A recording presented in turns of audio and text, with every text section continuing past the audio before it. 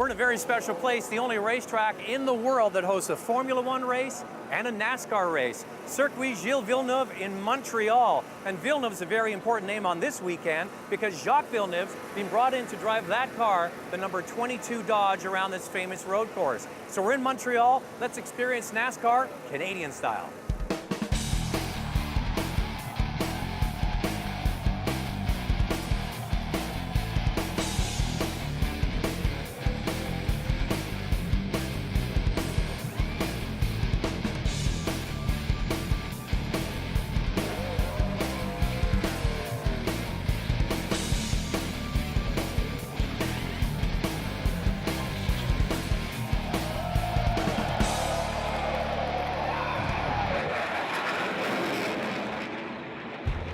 This year's Montreal event featured the Nationwide Series and the Canadian Tire Support Series.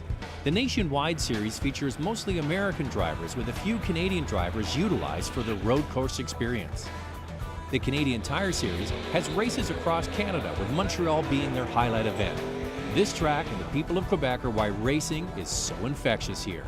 With Gilles Villeneuve, having his such a bright career in Formula One, kind of opened up racing to Quebec and Canadian people, fans.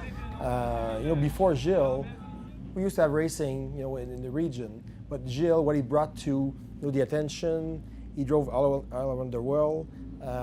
He was so good that I think that people open up to racing. And since then, since 1978, it's so crazy, especially here in Montreal. We are the only racetrack in the world who do Formula One and NASCAR. So it's really important. It brought a lot of tourism from the States, from Ontario, but it means a lot to Quebec. NASCAR is more, I would say, near the fans. The fans can come and see the drivers, talk to them, what you can do really in Formula One. Jacques is he's a world champion.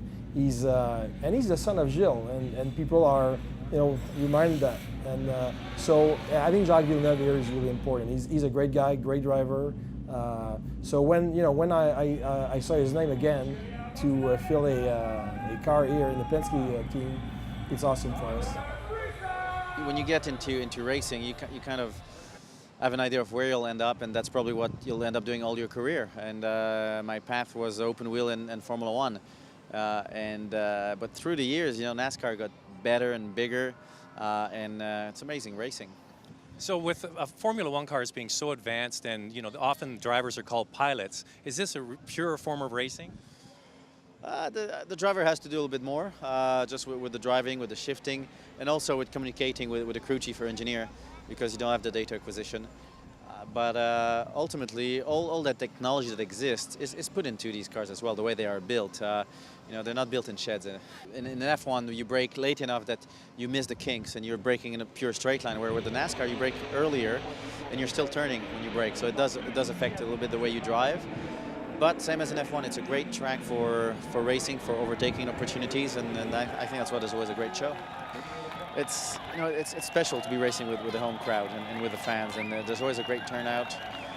The fans are always very positive, and they love their racing. And there's only 2 races a year, F1 and NASCAR, so when they come, it's always exciting.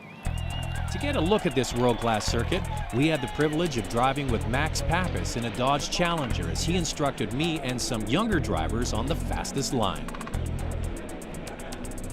How do you like this track? I really love it. I really like because it gives you a lot of opportunity for passing. Right. Right here, it's like let off, brake, and wheel hop. Slow it down as much as you can. Montreal is a great combination of technical corners and a long, fast straightaway. Acceleration out of the hairpin. This corner is maybe the most important corner of the racetrack. Take speed through there? Yeah, because it sets up for the long run. Yeah, a lot of overtaking over here. Yeah. So when you're racing, how fast from the stretch will you get? I think 180, something like this. Go and brake about,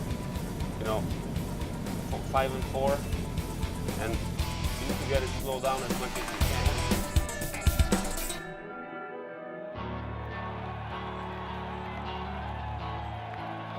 As for the race, hometown hero Jacques Villeneuve went from 3rd to 2nd, and then after the last round of pit stops, he was in the lead.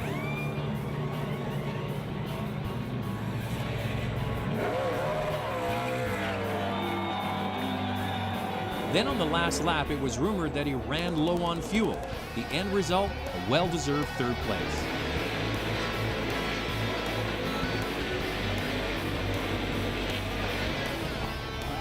Now, if you ever get a chance to see a NASCAR race in person, it will not disappoint.